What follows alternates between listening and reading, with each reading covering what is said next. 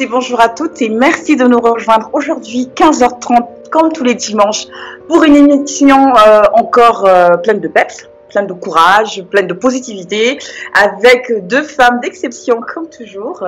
Je vous laisserai, enfin, en tout cas je laisserai Joël vous présenter notre invité d'exception, non en tout cas d'abord notre thématique pardon et ensuite je vous présenterai notre invité d'exception. Comment allez-vous mesdames? Très bien. Très bien, merci Linda. Bonjour à toutes. Merci de nous rejoindre en ce dimanche. Il n'est pas très beau, en tout cas pas en Ile-de-France pour celles qui nous écoutent des Ile-de-France, mais il va faire beau dans la radio. Ouvrez vos oreilles. On va parler de confiance en soi et sur un thème, se concentrer sur soi et non sur les autres. On a préféré effectivement recentrer ce débat sur quand même l'essentiel de la confiance en soi. Et si vous nous écoutez depuis maintenant bientôt un an, vous savez que c'est un thème qui est en fond de tous nos sujets. Et là, on a décidé de l'aborder frontalement, directement, avec notre invitée, Muriel Ben-Simon, que je vais laisser Linda présenter. Ah là là, alors je vais essayer de ne pas être trop contente de trop le montrer, même si à force vous êtes, je pense, habitués à me voir toujours dans la bonne humeur et tout ça. Mais là, honnêtement, ça fait du bien de pouvoir enfin parler à Muriel Ben-Simon et de pouvoir, en tout cas que vous la rencontriez, même si c'est virtuellement. C'est l'autrice d'une... moi j'appelle ça en fait mon petit livre de poche, mais c'est surtout mon petit rappel quotidien de alors les 50 règles d'or de la confiance en soi. Allez-y vite vous le procurer si vous l'avez pas encore acheté parce que honte à vous. Et si vous l'avez déjà acheté, achetez-le pour votre mère, pour votre soeur, pour votre amie, pour tout le monde. Muriel Ben-Simon, elle va se présenter mieux que je le ferai, mais c'est quand même une carrière de près de 15 ans dans le marketing. Aujourd'hui elle est coach, elle accompagne tellement de personnes à se révéler à elle. Hein, à travers leur branding, à travers pas mal de choses comme ça. Et c'est vrai qu'aujourd'hui, l'avoir avec nous en émission pour cet échange assez important, en tout cas j'espère que vous voyez à quel point il l'est dans le quotidien en tant que femme, en tant que mère, en tant que professionnelle, avoir confiance en soi, je veux dire c'est la base de tout, mais je vais en arrêter là parce que sinon je crois que je vais prendre trop de longueur pour continuer à parler de Muriel Ben-Simon qui, encore une fois, on a mis tous les liens sur notre site, vous pourrez la contacter sur son site internet, via son compte LinkedIn. Je vais arrêter là et je vais laisser Muriel Ben-Simon se présenter telle que vous souhaiterez, telle qu'elle souhaiterait que vous la présentiez. Comment allez-vous, Muriel Ben-Simon?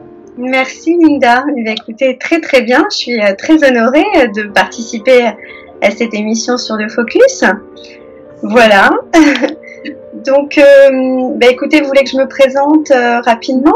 Oui, s'il vous plaît. Alors, en fait, écoutez, j'ai travaillé auparavant à mes débuts plus d'une dizaine d'années dans le marketing en tant que chef de produit pour différentes sociétés. Et puis, écoutez, après 10-12 ans dans des entreprises, à m'occuper des produits, j'ai eu envie de m'occuper de l'humain. Et en fait, ce qui me démangeait, ce qui me faisait vraiment vibrer, ce qui faisait sens pour moi, c'est de révéler leur lumière, de révéler leur talent. Effectivement, la confiance en soi, c'est une grosse problématique aujourd'hui que j'ai découvert à travers, effectivement, c'est un sujet qui est très important et une problématique qui reste là à travers tous mes accompagnements.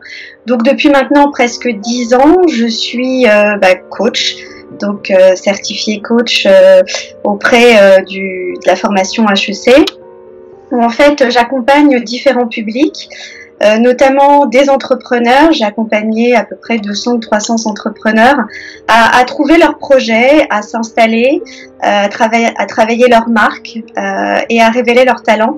Et souvent aussi faire le point, la transition entre leur ancienne vie professionnelle salariée, faire le deuil et trouver leur nouveau projet professionnel.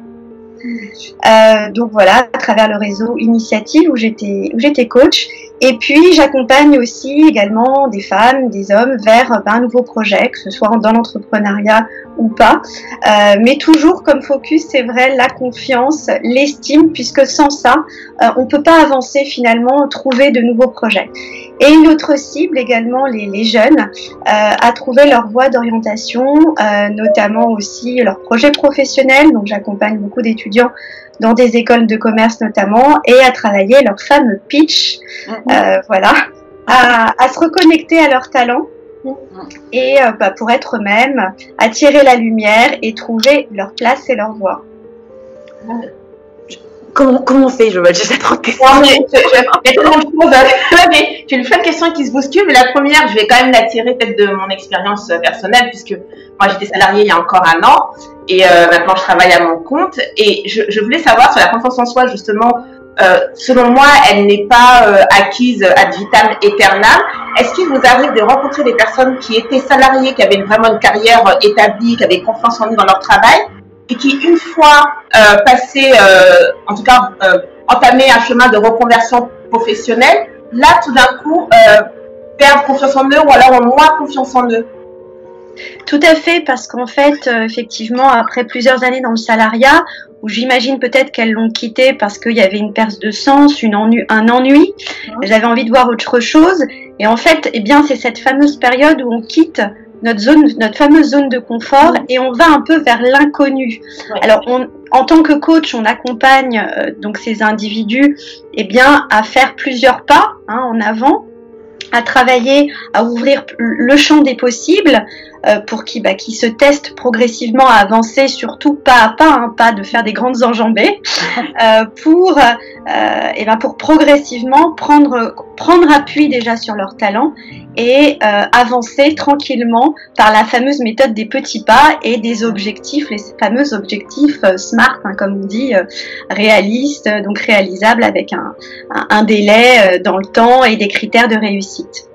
Donc oui, on peut effectivement passer d'une situation où on avait confiance à un moment donné dans sa vie où effectivement on peut se poser des questions, perte de confiance parce qu'on se lance dans l'inconnu. Mais chouette. On agrandit progressivement cette zone de confort justement. J'ai envie de dire, limite, c'est normal à la limite d'avoir un peu peur. Donc, quand on sort de sa zone de confort habituelle et qu'on rentre dans une autre zone, le temps de se l'approprier, c'est normal cette petite perte de confiance, tant qu'elle n'est pas trop pérenne, on va dire ça comme ça, j'imagine. Exactement. Moi, je fais beaucoup l'amalgame, moi, peut-être, je suis peut-être pas la seule, vous me direz, entre l'estime de soi, la connaissance de soi, et la confiance en soi. Mais je suis intimement convaincue que ces trois notions sont liées. Par contre, j'ai tendance à la mettre dans une seule... si je pouvais trouver le concept pour pouvoir dire tout, en une phrase ces trois conceptions-là, je le ferais. Mais est-ce que je me trompe? Est-ce que c'est assez similaire ou est-ce que je me trompe du coup? Linda, non seulement vous posez une super question, mais en plus vous avez raison. Effectivement, la confiance en soi et l'estime de soi, il y a une différence, mais elles sont complètement liées et les deux notions s'alimentent de l'une à l'autre. Donc en fait, je dirais que la confiance en soi, eh bien, c'est la croyance en soi, ce dont on est capable. Donc c'est vraiment en lien avec ses actions, ses comportements, on est dans le faire. L'estime de soi, c'est la manière dont on se regarde et la valeur qu'on se donne. Donc c'est pour ça qu'on parle de faible estime de soi et d'estime de soi haute. Donc plus on se considère comme ayant de la valeur, je me trouve bien, eh bien j'ai une bonne estime de moi. Par exemple, je suis nulle, par exemple, eh bien non, on a une estime de soi très très basse. Donc c'est vraiment l'estime de soi, c'est vraiment en lien avec son identité, avec l'être, et la confiance en soi, c'est vraiment la confiance qu'on a dans ses actions. Donc plus on dépasse notre zone de confort, plus chaque jour on essaye de faire des petits pas vers des choses nouvelles, et bien qu'on va forcément augmenter la confiance en soi. Oui, je l'ai fait, ok, et forcément on va par répercussion améliorer le regard qu'on porte sur soi. J'adore. Et donc en fait on fait une pierre de coups, donc c'est parfait quoi. Les deux vont ensemble, mais c'est vrai qu'on a déjà vu des personnes, est-ce que vous avez déjà vu des personnes qui étaient top en termes de confiance en elles et très basses en termes d'estime d'elles-mêmes? Est-ce que c'est possible ça? Oui, tout à fait, ça peut effectivement, parce que elles peuvent avoir confiance en elles sur un sujet, sur une thématique qu'elles maîtrisent, je sais pas, un certain sport ou une compétence dans le travail. Néanmoins, eh bien, elles se trouvent pas belles ou dans d'autres domaines, effectivement, leur estime d'elles-mêmes est basse. Donc oui, la confiance en soi, il faut savoir la travailler aussi sur différentes thématiques pour pouvoir après, se sentir, avoir une identité positive sur soi, un regard positif sur soi. Mais ça peut arriver, oui, tout à fait. D'accord. Et là, j'ai en tête, pardon. Non, vas-y. J'ai en tête une question, parce que, un peu cartésienne, comme ça, très pragmatique. Quand quelqu'un vient vous voir, est-ce qu'il y a un outil, je sais pas, de calcul, j'exagère peut-être pas, mais pour mesurer à quel niveau est sa confiance en elle? Je sais pas, sur une échelle de 1 à 10, est-ce qu'il y a une méthode comme ça? Alors déjà, en tant que coach, on est vraiment dans l'art du questionnement. Hein, c'est vraiment le métier du coach. Donc je dirais que le meilleur outil du coach, c'est lui-même et la puissance de ses questions. C'est vraiment ça. S'enfermer après dans des tests, pourquoi pas. Mais je dirais que les questions basiques, c'est à combien tu te sens capable de faire telle ou telle chose sur les sujets déjà qui l'intéressent. Donc déjà, c'est d'accompagner l'autre à s'auto-positionner lui-même, qu'il ait lui-même un regard et un ressenti sur son degré de confiance sur telle ou telle action. À combien tu te sens capable de réussir cet entretien demain? Ok. Faiblement, un peu, moyen, ou alors entre 0 et 10. Entre 0 et 10, à combien tu te sens capable?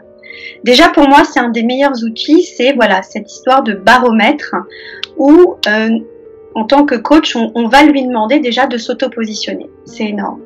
D'accord. Il y a aussi d'autres outils comme ce qu'on appelle le 360 degrés ou les fameux tests, d'exploration par les autres.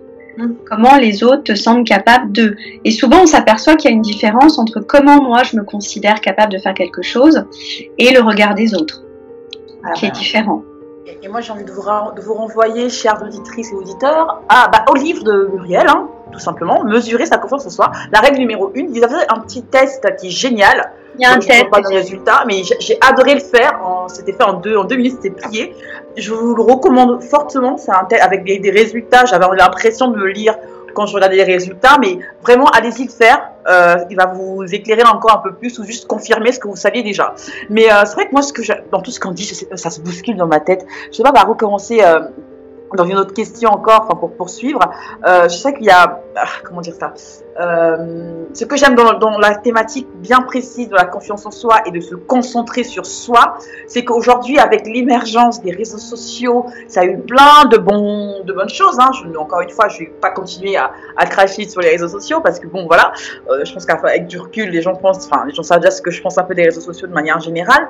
Mais le côté négatif de la chose, c'est que les personnes qui avaient encore le moins confiance en elles, qui n'ont pas fait cette espèce d'introspection sur elles-mêmes, le fait de se comparer aux autres, vous l'avez dit tout à l'heure Muriel, physiquement parce qu'on ne se sent pas très belle par rapport à X ou Y personnes, j'ai encore envie de dire, c'est d'abord par rapport à soi, il faudrait qu'on ait ses propres critères de beauté. Oui, ça paraît limite un peu, comment dire ça, trop pas assez concret de le dire, mais ça ne sert à rien de se comparer à Naomi Campbell ou à des mannequins, je sais pas, qui vivent une vie complètement idyllique sur les réseaux sociaux quand on n'a pas encore réglé cette question de l'image que j'ai de moi-même, de l'estime de soi en fait. Comment, après c'est facile à dire, mais oui. Comment faire pour que ces personnes-là, est-ce que partir des réseaux sociaux pendant un bon temps et se dire pendant 3 mois j'y vais pas ou je me consacre que sur des comptes bien précis qui me font du bien, comment aider ces personnes-là à sortir un peu de cette comparaison perpétuelle aux autres, et en général les autres c'est des personnes qu'elles ne connaissent pas sur les réseaux sociaux quoi, en plus. Ouais. Sur quoi? Alors en fait, effectivement, les réseaux sociaux, c'est, écoutez, on en tire du positif et effectivement, ça a ses limites. Moi, je dirais que effectivement, c'est se recentrer sur soi. Vous avez tout à fait raison, Linda.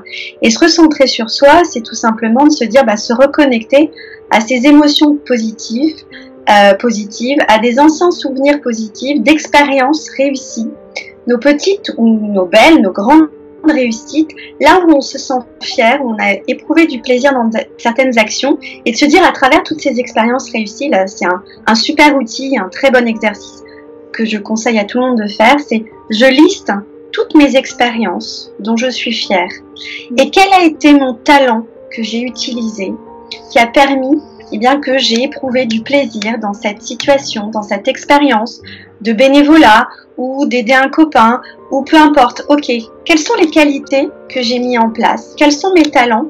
Et quelle est la valeur aussi qui est importante pour moi à travers ça? Et ça, c'est vraiment un excellent outil pour se recentrer sur soi, faire le point sur ses expériences et en dégager, en faire émerger ses qualités fortes. C'est très intéressant ce que vous dites parce que c'est vrai que très souvent on parle beaucoup d'être dans le moment présent. Il faut être dans le moment présent.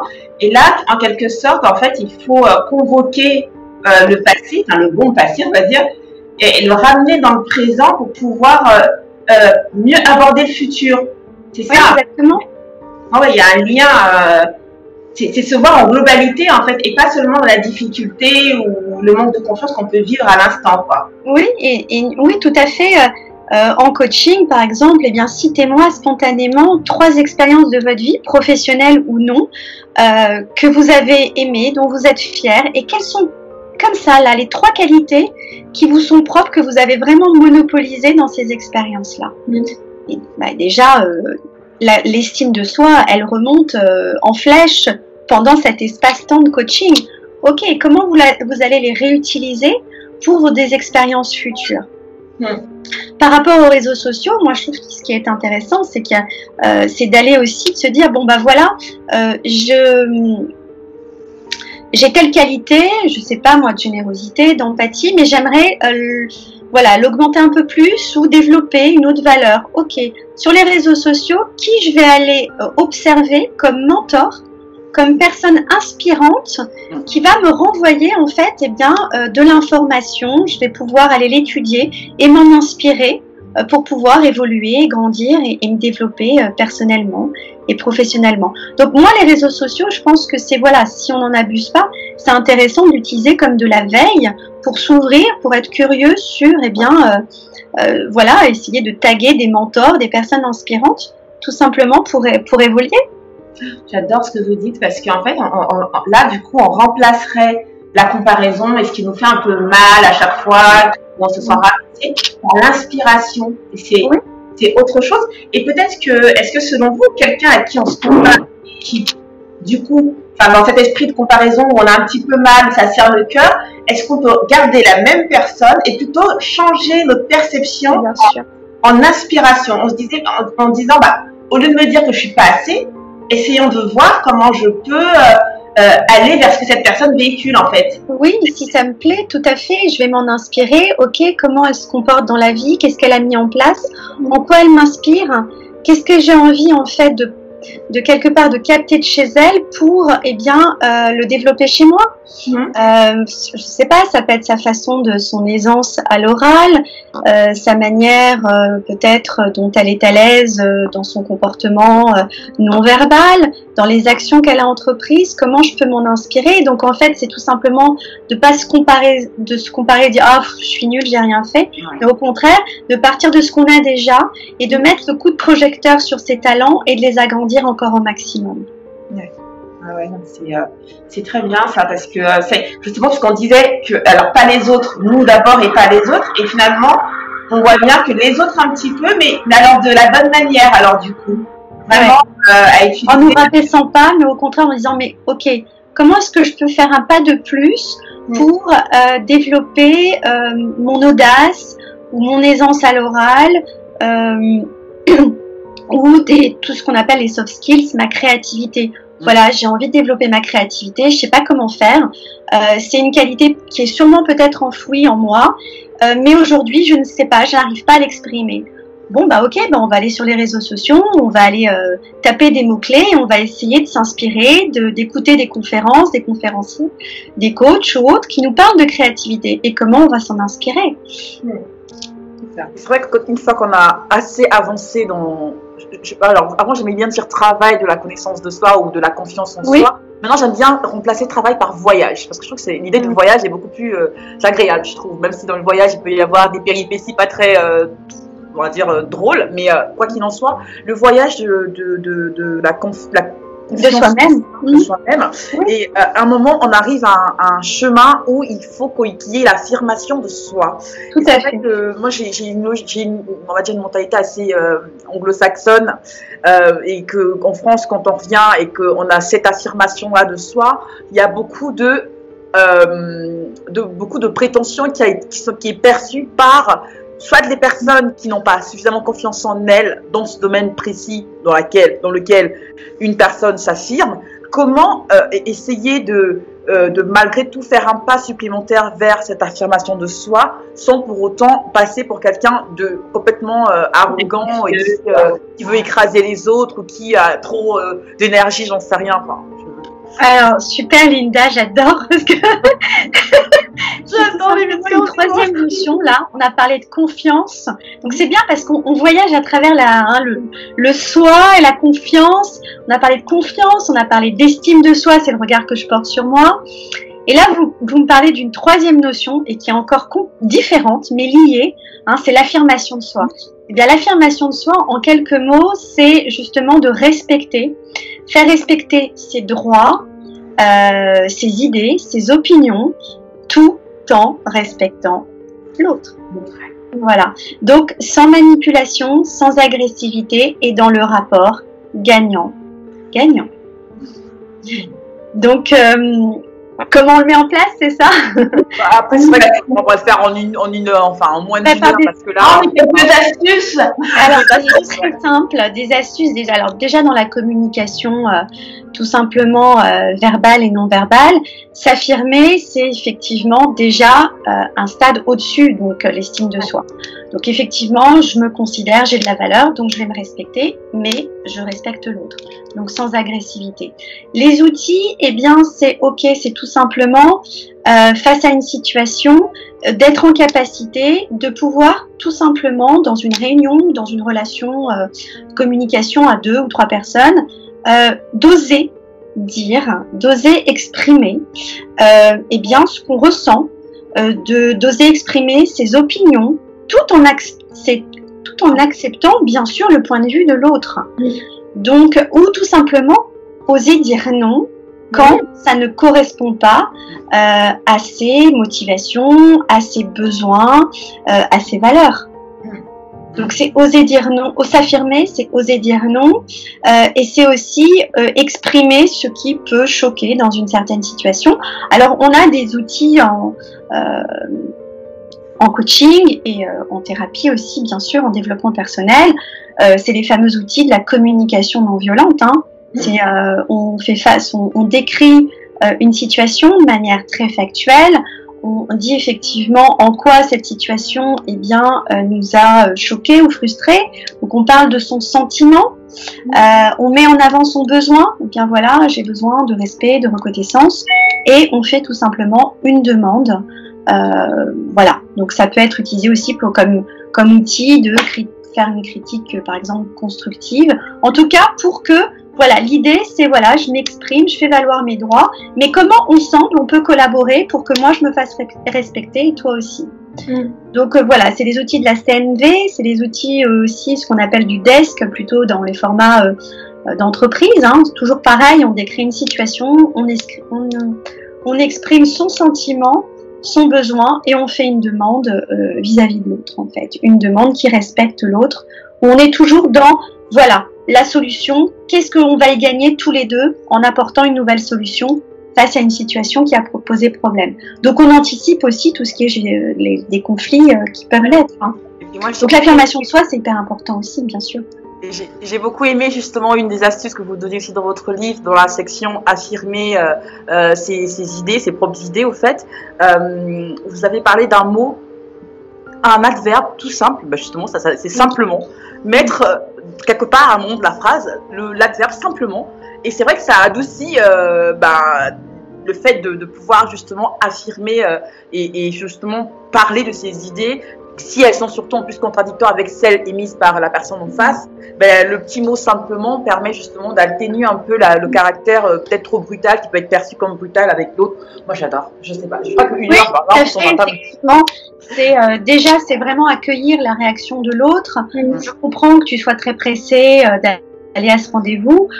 Simplement, je ne pourrais pas te prêter ma voiture dans l'heure parce que j'en ai besoin également. J'ai un rendez-vous moi-même important. Donc c'est voilà, d'accueillir, d'avoir beaucoup d'empathie, d'écoute pour votre interlocuteur, mais néanmoins ne pas se faire marcher sur les pieds, surtout si vous-même vous avez vos propres besoins à faire respecter. Donc on est vraiment dans l'affirmation de soi typiquement. Oui, donc c'est vraiment le moi d'abord, mais pas le moi d'abord dans le sens que moi, que moi, que moi. Non, C'est non. moi d'abord, mais après une ouverture, il y a quand même toujours cette notion d'ouverture sur les autres, comment je fais pour accueillir l'autre. Mais sans bien sûr que, sans m'oublier en fait. Donc c'est assez intéressant. Il y a une question qui me vient justement sur la confiance en soi, qui est quand même basée, c'est vrai, sur l'action. Et comment on fait pour des femmes qui se trouvent complètement en détresse quand elles ne sont pas dans l'action, justement?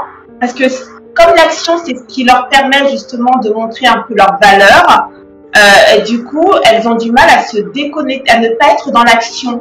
Et elles se trouvent réellement, enfin moi j'ai déjà été confrontée à des femmes qui sont réellement en détresse de ça. Et comment vous faites avec ça? Alors, des femmes qui ne sont pas dans l'action, pour quelles raisons elles sont Alors, pas de job? elles travaillent beaucoup le travail, et qui ont du mal peut-être à faire une coupure, etc. Parce qu'en fait, elles tirent un peu leur valeur, leur estime d'elles-mêmes, peut-être de ce qu'elles font, beaucoup de ce qu'elles font. Et du coup, une fois ça peut être aussi source de burn-out ou de choses comme ça. Quand on leur dit, non, il faut que tu te reposes un peu, elles se sentent inutiles et il n'y a plus de valeur. En fait, elles perdent leur essence. Enfin, c'est le ressenti qu'elles ont. D'accord. Donc en fait, des personnes qui, j'ai pas tout à fait bien compris, excusez-moi la question, qui sont peut-être trop dans l'action et qui n'arrivent pas à s'arrêter ou à juste équilibre, c'est ça? C'est ça, un juste équilibre et qui tirent leur estime d'elles-mêmes en fait, de ce qu'elles font, de ce qu'elles mettent en place, et une fois que il y a rien à faire, elles se trouvent désemparées. Ah oui, démunies. C'est ça, tout à fait. Eh bien, pour ces femmes-là, je leur dirais, qu'est-ce qui fait vraiment, si vous deviez retenir qu'une chose essentielle dans votre vie, qu'est-ce qui fait sens pour vous, vers quoi vous iriez? Tout simplement, c'est à un moment donné, c'est faire le tri dans tout ce qu'on fait et de repositionner ses priorités. Donc, dans mon travail, qu'est-ce qui fait sens pour moi? Qu'est-ce que j'ai envie vraiment de mettre en avant? Et si elles sont dans la surinvestissement, c'est de me dire, mais qu'est-ce qui est vraiment important pour moi? Qu'est-ce que je vais choisir en premier? Sur quelle action je vais vraiment me consacrer? Tout simplement. Et des personnes qui sont un peu dans un vide d'action, qui s'ennuient ou qui n'ont pas vraiment de sens, ou qui sont dans une période peut-être de transition, qui n'ont pas retrouvé un job qui les intéresse vraiment, c'est déjà aussi déjà de lâcher prise, de se reconnecter à son corps, donc peut-être reprendre un peu soin de soi, c'est important, pour après se reconnecter à un travail sur ses valeurs, ses besoins, quelles sont les qualités, quelles sont mes qualités et en quoi j'ai envie de contribuer dans ce monde, vers quoi j'ai envie d'aller, et d'aller vraiment identifier des missions qui font sens pour elles.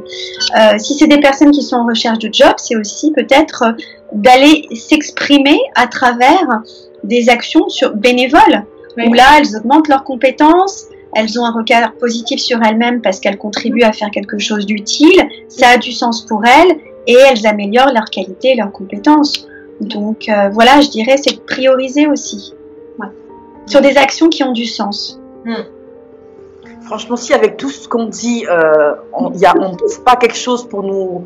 En fait, comment dire ça? Je crois que nous les femmes, on est parfois trop sujettes à comment dire ça? Malheureusement, on est trop souvent la cible de réflexions, de remarques qui peuvent entamer notre confiance en nous.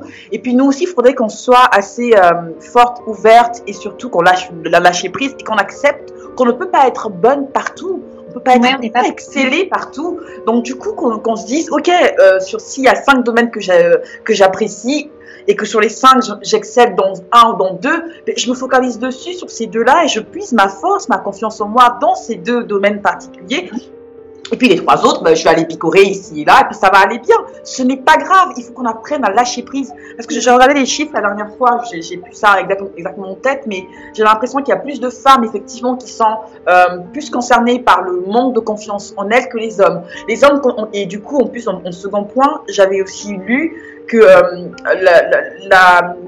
les répercussions d'un tel syndrome, si on peut appeler ça comme ça, du manque de confiance en soi chez les hommes étaient moins pires que chez la femme. Nous, on va mettre plus de temps. C'est comme si on se flagellait. Il faudrait qu'on arrête de se flageller, les femmes. Il faudrait qu'on arrête, il faudrait qu'on s'aime encore un peu plus et qu'on se dise que ce n'est pas grave, qu'on n'arrive pas à faire telle ou telle chose, on arrive plein d'autres choses et qu'on se focalise sur les choses sur lesquelles on est forte, on excelle et que ça nous donne encore plus de courage pour affronter le reste. Et messieurs, s'il vous plaît, si vous pouvez nous épargner parfois 2-3 remarques désobligeantes, même si vous ne vous rendez pas compte, ça nous ferait aussi un peu de bien. Voilà, c'était la petite parenthèse, le mini coup de gueule qui intervient quand même. Je dirais justement pour appuyer vos paroles, Linda, c'est un petit exercice de coaching vraiment très utile à faire, de psychologie positive, sur de se dire, ok, quelles ont été vraiment mes 3 actions, les 3 moments que j'ai adoré vivre, ou qu'est-ce que j'ai fait de bien, en tout cas aujourd'hui. À la fin de la journée, listez ou ce qui vous est arrivé d'agréable, une bonne surprise, quelque chose dont vous êtes fière, reconnaissante.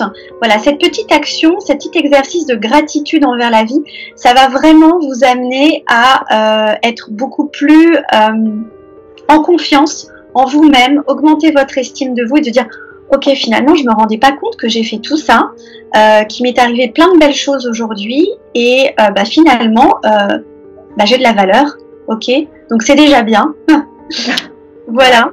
Et puis ne pas vouloir toujours être parfaite. Oui. Surtout, c'est choisissez vos priorités. Hein. Quelles sont les situations, les expériences que j'ai envie de développer, où j'ai vraiment du talent, où c'est vraiment ma valeur ajoutée. Est-ce que c'est dans l'aide aux autres, dans la créativité, dans la transmission, dans la communication? Il y a plein de choses. Listez-les et dites-vous, voilà, j'ai envie de m'investir parce que je sais que j'excelle dedans, c'est mes talents et ça me fait du bien et je suis épanouie comme ça. Donc j'y vais à fond. Donc c'est pas la peine d'être bonne partout. Voilà. Oui. D'ailleurs, j'en parle dans le petit livre les fameux drivers, hein, vous savez. Oui. C'est un test qui est en ligne sur Internet, issu de l'analyse transactionnelle. Hein. Le sois fort, sois parfaite, fais vite, fais un effort. Hein. Au début, ça avait une valeur éducative, mais quand c'est utilisé vraiment comme message contraignant dans votre tête à outrance et dans l'excès, alors là, on tombe dans les effets un petit peu pervers du soi parfait, du soi fort, etc.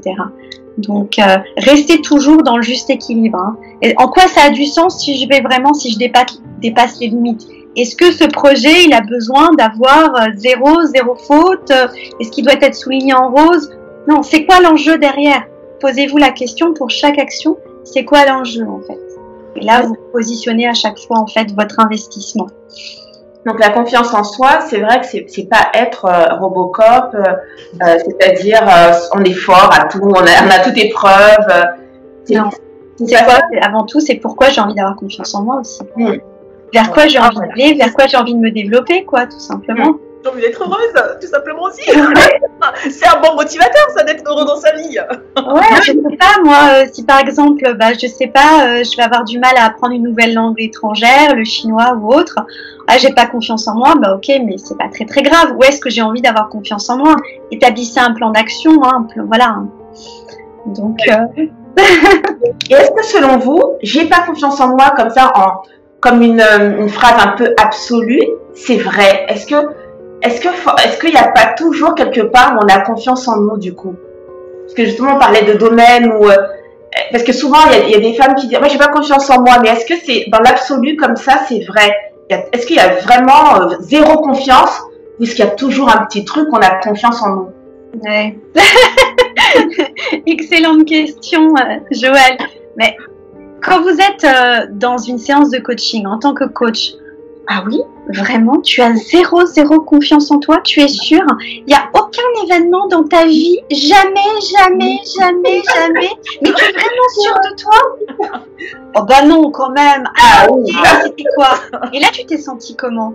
Ah ouais, là, j'étais fière de moi, j'ai vraiment eu confiance quand j'ai fait ce saut là en gymnastique où je suis arrivée première. Waouh, ok, bon. Et alors, comment est-ce que tu vas monopoliser tes forces, ton énergie, en te reconnectant à ce souvenir pour le réinvestir dans un autre événement futur? Ah oui, je me rappelle qu'à cette époque, je m'étais fait un petit rituel, je m'étais applaudi avant, j'avais fait défiler dans ma tête des images positives. Ok, Bon, alors maintenant, comment est-ce que tu vas y aller? Donc voilà, c'est des petits outils de visualisation positive que j'invite aussi toutes les femmes à utiliser régulièrement hein, pour se remettre dans la bonne énergie positive avant tout. Hein, comme les fameuses petites phrases, les petits mantras. Je réussis cet entretien demain. Je réussis à être inspirante. Je suis inspirante pour l'émission de Focus. Voilà, parlez au présent. Déterminez-vous des petits challenges faciles qui vous disent ok, bah j'y suis arrivée. Ok, bah le premier petit pas, ça va être quoi? Ouais. Auto-challengez-vous. L'auto-coaching aussi, c'est tout à fait possible. Il y a déjà plein de petits exercices qu'on peut faire soi-même. Bon, évidemment, avec un coach aussi très sympathique. Hein. Moi, j'ai la chance d'avoir 2 coachs là en face, donc du coup, j'en profite un max. Et j'avais envie qu'on aborde juste brièvement, si vous le souhaitez aussi, la notion aussi d'échec, enfin pas d'échec, la notion de rejet. Vous savez, quand on se sent parfois rejeté par l'autre, quand on fait une requête à l'autre, une fois qu'on a fini, encore une fois, de ce voyage, qu'on arrive à une autre étape de notre voyage, de la confiance en nous, et que finalement, on essaye de formuler une requête auprès de l'autre, et qu'on se retrouve face à un mur, à un rejet, non, on ne veut pas, non, on ne peut pas. Comment aider les personnes justement à se dire que ce n'est pas contre elles, que peut-être la personne en face aussi a ses propres raisons qui n'incombent qu'à elle, qui ne la regardent qu'elle et qui n'impliquent pas forcément celle qui demande la requête. Et parfois ça peut être très, et là je prends le parallèle amoureux, hein, c'est c'est ce qui me vient en premier. Quand on se fait par exemple rejeter par quelqu'un en qui on fondait des espoirs pour avoir une relation durable, ou quelqu'un avec qui on est en couple qui finalement nous rejette, comment on arrive à se dire ok, la relation a peut-être arrivé, on a peut-être vécu ce qu'on devait vivre, ce n'est pas moi, c'est pas que moi à la limite, je prends ma part de responsabilité certes, mais il ne faudrait pas que ça entame trop fortement ma confiance en moi. Comment aider? Est-ce qu'il y a encore peut-être 1 ou 2 astuces qu'on pourrait donner aux femmes qui nous écoutent actuellement? Écoutez, je dirais, c'est déjà qu'est-ce que je retiens de cette expérience de positif, hein, comme vous dites, on se ressent sur soi, qu'est-ce que j'ai donné? Qu'est-ce que j'ai appris aussi de cette expérience? Un petit peu, je dirais, il faut vraiment accompagner ces personnes-là à faire le deuil, à faire le point sur, mais avec quoi je ressors aussi qu'est-ce que je ressors de positif? Et quels sont les enseignements, vers quoi j'ai envie d'aller me diriger pour peut-être faire les choses, avoir des expériences et de fonctionner peut-être autrement, tout simplement. C'est pas de se culpabiliser, mais je dirais, voilà, c'est qu'est-ce que j'ai vécu de bien, qu'est-ce que j'ai appris de moi, qu'est-ce que j'ai appris d'une relation à 2 et qu'est-ce que j'ai envie maintenant. Simplement. Un non, c'est effectivement un rejet de la part de l'autre, il a le droit. Hein. Donc voilà, on peut effectivement demander aussi des explications. Hein. La communication, c'est quand même important. C'est de faire aussi, c'est important, je pense, de faire le bilan à 2. Et que l'autre aussi, de le questionner, se dire qu'est-ce que tu as appris, qu'est-ce que tu as vécu de bien avec moi, avec quoi tu repars, et qu'est-ce que tu attends d'autre, qu'est-ce que tu as envie de vivre de choses différentes. Voilà, c'est de se faire le point aussi tous les 2, et après de se concentrer aussi un peu plus fort vers le futur. C'est ça. Et est-ce que s'aimer, justement, une fois qu'on arrive à acquérir cette estime de nous-mêmes, est-ce que s'aimer, c'est accepter de ne pas être aimé, mais de tout le monde en fait, de tout le monde? Oui. Est-ce que ça implique il faut quand même se poser un peu des questions. Ah oui. Quand on dit tout le monde, c'est plutôt de son entourage. On a tous un entourage, un réseau entre guillemets. Et très souvent, on a un peu peur d'être jugé ou d'être rejeté. Et s'aimer, c'est accepter qu'en fait, on puisse ne pas nous aimer, entre guillemets. Oui, ou d'accepter que effectivement tout le monde ne peut pas être d'accord avec vous, de ne pas partager le même point de vue, ou ne vous apprécie pas, mais à la rigueur, c'est un petit peu leurs histoires, leurs sujets. Si c'est des personnes proches, moi je dirais c'est d'engager une conversation, tout simplement assez franche, assez authentique, assez sincère sur quel est ton ressenti vis-à-vis de moi, comment tu me perçois et en quoi ça résonne en toi en fait. Parce que comme vous l'avez dit tout à l'heure, c'est aussi, on est un peu l'un et l'autre miroir de l'autre. Hein, donc quand quelqu'un nous apprécie pas, c'est qu'effectivement il y a quelque chose de son histoire qui fait écho en lui et qui le dérange. On projette beaucoup l'un sur l'autre. Donc voilà, on renvoie peut-être certaines choses que l'autre, eh bien dans son histoire, a envie, qui nous jalouse ou qui déteste. Et donc on reflète quelque chose, mais à la rigueur, voilà, c'est sûrement de l'histoire de l'autre. Donc ne pas en tenir rigueur, ou tout simplement essayer de voir des voies de compromis ou pour aller mieux ensemble. Enfin, voilà, en acceptant de toute façon les défauts et les fragilités, et puis en tout cas surtout les points forts de l'autre, quoi. Moi je dirais c'est à chaque fois remettre en avant ses points forts et ses talents. Hein.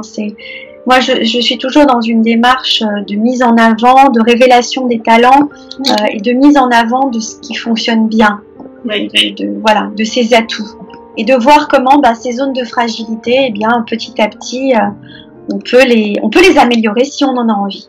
Voilà. Ce que j'allais dire, c'est le mot que j'attendais. Si on en a envie, c'est la volonté. Tout part aussi d'une volonté. Hein. Et que dans une relation, on est deux. Si la partie inverse n'a pas forcément cette volonté-là aussi de se faire comprendre et d'avancer ensemble, de continuer une relation ensemble, qu'elle soit amicale, professionnelle ou amoureuse, j'ai envie de dire, malgré la confiance qu'on a en nous, on ne pourra pas faire ce travail-là, ce voyage-là, de deux personnes seules. Donc, moi, je suis dans la logique d'une rencontre. Voilà, on se rencontre et puis on essaie de voir comment on avance ensemble. Et après, mon côté un peu trash va dire, écoute, t'as pas envie de me rencontrer, c'est pas grave, on est 7 milliards sur Terre, et puis j'essaierai de trouver d'autres personnes qui voudront bien faire ce chemin-là avec moi, parce que c'est se lancer trop de défis, c'est énergivore d'essayer de comprendre l'autre qui ne veut pas parler, non, mais à un moment, non, il y a trop de choses à faire, et j'ai plus cette énergie-là, on n'a plus cette force, cette volonté-là, non, j'ai pas cette volonté-là, je suis peut-être trop trash, je sais, mais je la sais. J'ai affaire à des coachs qui sont plus dans la bienveillance, et c'est normal, mais moi c'est vrai que je comprends tout à fait la démarche, effectivement, mais c'est une volonté commune, je pense. Moi c'est ce que je retiens, du moins. Et puis que chaque personne aussi exprime aussi ses besoins, voilà, besoin de respect, besoin de reconnaissance, j'ai besoin de communication, voilà, exprimer les besoins de l'un et de l'autre pour au moins être au clair sur ce que on attend pour être dans l'harmonie, quoi.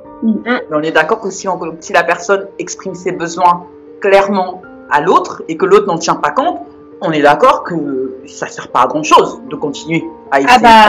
Oui, c'est un petit peu embêtant. Ça me rassure. Donc, merci. On rentre dans le dernier quart d'heure. Oh, déjà, non, attends. Non, mais en fait, j'avais une question sur est-ce qu'on peut anticiper le manque de confiance en nous? M'explique. Par exemple, je suis au travail, j'ai vraiment confiance en moi dans tout ce que je fais dans les activités, même dans ma vie de tous les jours, tout va bien. Mais je peux être amenée un jour à changer, soit par ma volonté ou soit par la volonté extérieure. Et de me retrouver justement dans ce dont on parlait au début de l'émission, c'est-à-dire en zone un peu inconfortable, on a le manque de confiance, la confiance en nous qui baisse, etc. Est-ce qu'on peut parer à ça en mettant des choses en place dans notre vie qui soient à côté, en parallèle de ce qu'on fait d'habitude, de nos activités où on est top partout et tout? Est-ce qu'on peut mettre des petites choses un peu d'inconfort quelque part, tu sais, des miettes d'inconfort pour s'entraîner s'entraîner ou anticiper le fait qu'un jour peut-être qu'on va être confronté à une zone inconfortable et ne pas trop perdre notre confiance en nous, en fait. Est-ce qu'on peut faire ça ou non? Et oui, Joël, on peut. Les miettes d'inconfort. Oui, on peut, tout à fait. C'est travailler, je dirais, sur tout simplement sur des plans d'action. C'est comment je me projette, voilà, quels sont mes objectifs sur ce mois-ci, sur cette année. Premier objectif tout simple, j'ai envie de m'inscrire à un nouveau sport, ou j'ai envie d'avoir un peu plus d'amis autour de moi, ou j'ai envie de m'engager dans une action bénévole, ou de commencer à chercher un nouveau job. Donc déjà, c'est se fixer des nouveaux objectifs. Ok ? Donc notre cerveau et notre comportement, nos actions, elles vont tendre à la réalisation de ces objectifs. à condition qu'il soit réaliste, qu'il y ait une durée, une date de début, une date de fin, et à quoi je verrai que j'aurai atteint mon objectif. Ok? Donc là, le fait d'être dans le mouvement, dans l'action, et d'avoir des objectifs dans sa vie, permet de travailler la confiance en soi et de dépasser cette zone de confort par des petits pas, et donc de se tester, de challenger régulièrement. Forcément, sur le long cours, on va voir que notre confiance en soi, elle va être beaucoup plus forte en fait. On va la renforcer chaque semaine, chaque mois, par des nouveaux petits challenges. Donc forcément, on va anticiper. Quand il y aura peut-être un coup dur non prévu, on l'aura quelque part mentalement et d'une manière très positive, anticiper ce genre d'aléas de la vie par des actions qui auraient été concrètes et on aura développé notre confiance en soi régulièrement. Voilà. Ouais, non, une bonne méthode de venir bousculer un peu son quotidien bien établi. Par des actions, des nouvelles petites actions. Qu'est-ce que je peux faire de nouveau et qui me challenge et et qui aussi me procure un petit peu de plaisir, d'adrénaline. Dire ah ouais, ça je le faisais pas avant. Je suis plutôt fière de moi parce qu'aujourd'hui j'arrive à être plus performante sur ce sport-là ou sur cette recette ou le fait j'avais un problème de timidité, j'arrivais pas à avoir beaucoup de relations amicales, et bien aujourd'hui j'en ai plus et elles sont tout aussi qualitatives. Voilà, c'est aussi des exercices de psychologie positive en mettant dans son vocabulaire ou en se mettant dans son cerveau des petites phrases positives. On n'utilise jamais la négation. Ça va être je réussis aujourd'hui ce challenge d'aller faire mon jogging pendant 1 heure. C'est toujours au présent avec le je. C'est pas je vais, c'est je. Ah, procrastination. Je fais. Voilà. D'accord. Et là, j'ai une question, là, un peu la question l'avocat du diable. Qu'est-ce qu'on dit aux gens? Ils nous écoutent, ils nous disent mais qu'est-ce qui nous saoule avec la confiance en soi? 4 matins et tout. Et moi, j'ai pas confiance. Ou alors moi, je suis bien. Moi, si je fasse de nouvelles choses. Pourquoi est-ce que je devrais me bousculer? Qu'est-ce qu'on peut leur dire? Est-ce qu'il y a une raison vraiment importante pour lesquelles on devrait justement aller chercher ces nouveautés? Qu'est-ce que je peux faire de nouveau dans ma vie? Eh bien, alors, tout simplement, je dirais, mais pourquoi pas? Vous ne feriez pas déjà? Et de se dire, effectivement, il faut que ça ait du sens, il faut que la personne en ait envie. Si elle n'a pas envie et qu'elle veut rester dans sa zone de confort, écoutez, on va pas aller le chercher. En coaching, il faut qu'il y ait une demande. Il faut qu'il y ait une envie de bouger, de se transformer. Donc, je dirais, et pourquoi pas? Et qu'est-ce que tu regretteras plus tard de ne pas avoir fait? Tu te diras, il est peut-être trop tard. Est-ce que tu n'as pas des rêves, des choses que tu as envie déjà d'amorcer maintenant? C'est vrai, les rêves. C'est vrai, on n'en parle pas assez des rêves. Oui, pourtant, c'est ça qui nous donne l'énergie. Ouais. C'est vrai. C'est un peu l'enfant qui est en nous, qui est toujours là, même si la société veut un peu le faire taire. C'est bien de rêver, c'est important de rêver, sinon c'est plus loin. Sinon, c'est un peu monotone. Déjà, ce qu'on vit, c'est quand même clairement. On veut pas. Si on veut aborder ce sujet, je pense esprit. Oui, là, sans rêve, c'est compliqué là aujourd'hui. On peut toutes faire des rêves, mais et je suis sûre qu'ils pourront se réaliser. À partir du moment où on les fait vivre dans notre esprit, ils deviennent réalité. Tout à fait. Non, c'est vrai. Ah là là, je sais pas. Non, mais alors si on reste sur la truc des rêves, parce qu'il y a une idée en emmène une autre, sur les rêves, comment vous faites justement des personnes qui viennent vous voir et qui sont peut-être en reconversion, qui souhaitent se reconvertir, mais c'est pas encore très précis, etc. Et qui n'osent pas rêver. Vous avez déjà été confronté à ça, c'est-à-dire qu'est-ce qu'ils disent oui, mais alors mais bon, ça c'est pas possible. Alors et qui redescendent un petit peu de niveau. Et comment vous faites pour enclencher justement la machine à rêve? La machine à rêve. J'ai une image qui me vient là, la machine à rêve, c'est joli ça. C'est mignon, tu sais, qui se mettent en place et tout. Et hop, le rêve, on ose exprimer le rêve. C'est vrai. Je leur fais faire par exemple, pour certains, ça peut très bien marcher, c'est ce qu'on appelle des vision boards. Donc, vous savez, quelle serait ta vie rêvée? Qu'est-ce que tu rêves? vraiment qu'est-ce qui est fort en toi. Laisse-toi aller, prends des magazines, des photos, et puis tout simplement va chercher, va découper, va prendre celles qui te font quelque chose émotionnellement, qui t'attirent, et puis on ira analyser après pourquoi, et d'aller les coller sur une feuille blanche. On en apprend beaucoup sur l'autre, enfin la personne en apprend sur elle-même, sur son inconscient, et donc du coup grâce à ces supports, ce qu'on appelle les supports projectifs, puisqu'ils sont à l'extérieur, eh bien ça renvoie à soi, et comme ça on peut aller tirer les ficelles de rêves enfouis. En tout cas on va aller essayer un petit peu de les chercher, et pour voir si c'est important pour eux qu'ils en parlent, qu'ils les expriment, et pourquoi pas peut-être en réaliser certains, si c'est dans l'ordre du réaliste et du raisonnable, bien évidemment. Mais commencez déjà par une petite parcelle. Et on a encore un peu de temps ou pas? Ça va être le mot de la fin. On a un peu... Alors on laisse le mot de la fin à Madame Nancy Simon du coup alors. Appelez-moi Muriel quand même. Muriel. Écoutez, j'ai été ravie de pouvoir répondre à vos questions vraiment très fondées, très importantes sur vraiment les trois piliers, l'affirmation de soi, l'estime de soi et la confiance en soi. J'espère que j'aurai donné assez de tips, de petits exercices pour que chacun des personnes qui nous écoutent pourront les mettre en place dans leur quotidien pour avancer sur leur cheminement, sur de développement personnel et professionnel. Voilà. En tout cas, merci beaucoup pour un moment encore, on va dire, j'ai pas de mots encore qui me viennent là pour le moment, je me promets, mais c'était vraiment très très instructif, et je pense que les personnes qui nous écoutent là ou qui vont nous écouter après pour le replay vont en apprendre beaucoup. Et je le redis encore une fois, c'est pas de la pub pour de la pub, c'est vraiment que ça va vous aider. Le petit livre de poche, les 50 règles d'or de la confiance en soi, moi ça m'a vraiment aidé à avoir des petits rappels, me dire oui mais c'est vrai ça, oui c'est ça, non mais c'est exactement ça, mais c'est moi là, mais c'est moi qui a décrit. Donc ça a fait vraiment du bien de relire ça. Et pour toutes celles qui peinent encore à démarrer ce voyage ou qui sont en plein dedans et que c'est un peu compliqué les premières étapes, faut se dire, faut pas se donner trop de pression, faut accepter de pas y arriver le premier coup. Il faut être un peu moins dur avec soi-même, exigeante oui, mais un peu moins dur.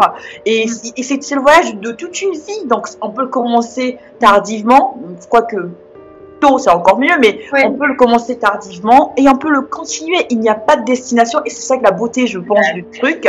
Et c'est vrai que nous, donc du coup avec The Focus, on essaye, j'espère qu'on y arrive tous les dimanches, mais pas que, de rabâcher, de remarteler encore et encore aux femmes qu'elles sont belles, qu'elles sont exceptionnelles, que ce qu'elles vivent est beau, et qu'elles arrêtent au maximum de se sous-estimer. Il faut qu'elles soient conscientes de leur valeur, parce que on a besoin des femmes. On a besoin des femmes pour ça, en bonne santé physique, mentale et tout ce que vous voulez.